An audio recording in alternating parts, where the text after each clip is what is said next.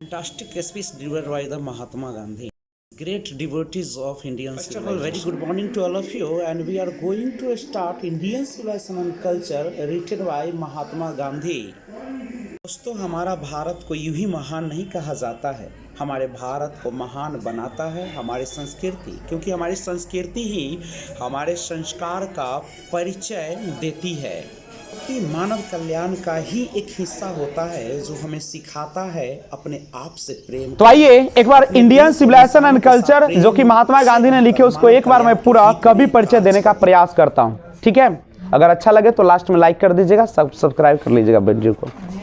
तो आइए शुरुआत करें महात्मा गांधी के बारे में।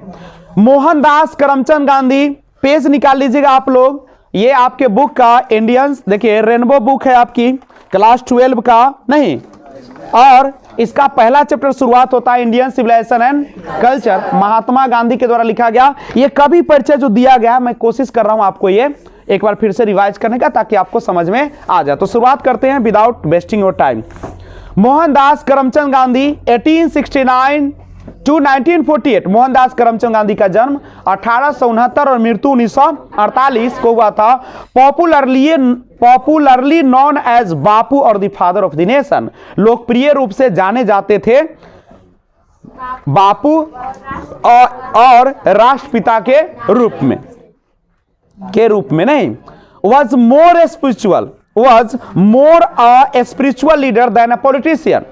वे ज्यादा आध्यात्मिक नेता थे एक राजनीतिक की तुलना में। ही सक्सेसफुली, वह सफलतापूर्वक used truth and non violence as the chief weapons against the British rule in India and helped India gain independence. He successfully used, वो सफलतापूर्वक प्रयोग करते थे ट्रूथ एंड नॉन वायलेंस, सत्य और अहिंसा, एज के रूप में द चीफ वेपन्स, किसके रूप में, मुख्य हथियार के रूप में, अगेंस्ट द ब्रिटिश रूल, किसके, तो ब्रिटिश, अंग्रेजों के या अंग्रेजी शासन के खिलाफ इन इंडिया, भारत में, and help India gain independence, और भारत को आजादी दिलाने में मदद किए। फ्रॉम 1915 टिल 1948, 1915 से लेकर 1948 तक, 1915 टिल 1948 ही कंप्लीटली डोमिनेटेड इंडियन पॉलिटिक्स, वे पूरी तरीके से छाए रहे भारतीय राजनीति में। He died at the hands of A fanatic 30 जनवरी 1948, 30 जनवरी 1948 को उन्हें या वे मारे गए एक धर्मांध व्यक्ति के हाथों। हिज ऑटोबायोग्राफी, उनकी आत्मकथा, माई एक्सपेरिमेंट्स विथ ट्रूथ, नहीं, सत्य के साथ मेरा प्रयोग, एंड द न्यूमरस आर्टिकल्स, और बहुत सारे आर्टिकल्स दैट जो he wrote for young India, किसके लिए लिखे, यंग इंडिया के लिए लिखे, एंड द स्पीचेज, और बहुत सारे भाषण दैट ही डिलीवर्ड, उन्होंने दिए ऑन डिफरेंट ओकेजन्स, विभिन्न अवसरों पर, डिफरेंट माने विभिन्न या अनेक, और ओकेजन्स माने अवसरों पर। रेवील हिम, रेवील माने रहस्य को उजागर करना, reveal him not only as an original thinker, न केवल उनके रहस्य को उजागर करती है एक वास्तविक विचारक के रूप में, बट ऑल्सो, बल्कि as a great master of chest, एक ग्रेट मास्टर ऑफ चेस्ट के रूप में, जैसे एरोमेटिक इंग्लिश, एक अंग्रेजी मुहावरेदार के रूप में। In the flowing extract, aromatic English मतलब समझते हो, एक मुहावरेदार इंग्लिश का भी वो प्रयोग करते थे।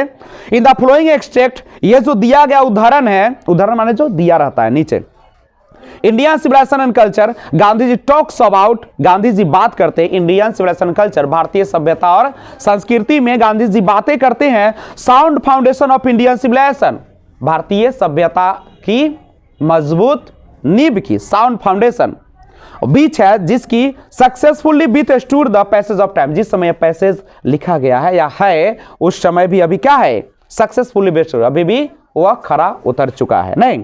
द वेस्टर्न सिविलाइजेशन, ये बहुत इंपॉर्टेंट लाइन है लास्ट का, जो 3 लाइन्स है। द वेस्टर्न सिविलाइजेशन, पश्चिमी सभ्यता, विच हैज द टेंडेंसी, जिसकी प्रवृत्ति है, टू प्रिविलेज, विशेष सुविधा दिलाने की, मेटेरियलिटी, भौतिकता को, पदार्थवाद को, कैन नॉट मैच, जो मेल नहीं खा सकती है, द इंडियन सिविलाइजेशन, भारतीय सभ्यता से, दैट जो एलिवेट्स द मोरल बीइंग, जो किसको बढ़ावा देती है, नैतिकता को बढ़ावा देती है। समझे, कोई दिक्कत नहीं ना है। तो ये था आपका कवि परिचय का क्लास, और अब हम लोग क्या करेंगे, इंडियन सिविलाइजेशन कल्चर का जो दिया गया है, नहीं पैराग्राफ दिया गया है, सारा पैराग्राफ को पढ़ेंगे और आपको टोटल जो पैराग्राफ इसमें पढ़ना है वह है आपका 24 पैराग्राफ्स। तो अगले क्लास में हम लोग करेंगे पैराग्राफ 1 से शुरुआत 24 तक जाएंगे और इसमें बहुत सारे कामें करेंगे।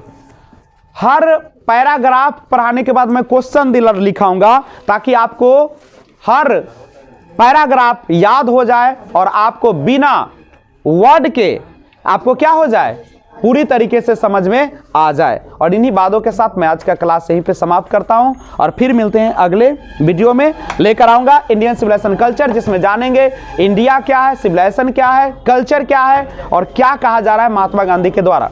तो वीडियो अच्छा लगा तो लाइक कीजिए और नए व्यूअर्स तो सब्सक्राइब कीजिए इस चैनल को और लिंक शेयर करते रहिए। बेल आइकन को ऑल पे जरूर प्रेस कर दीजिएगा, यानी घंटी को ऑल पे दबा दीजिएगा, जिससे जब भी वीडियो अपलोड करूं सबसे पहले आपको नोटिफिकेशन मिले। Thanks for watching, B enjoy, जहां भी रहिए मजे।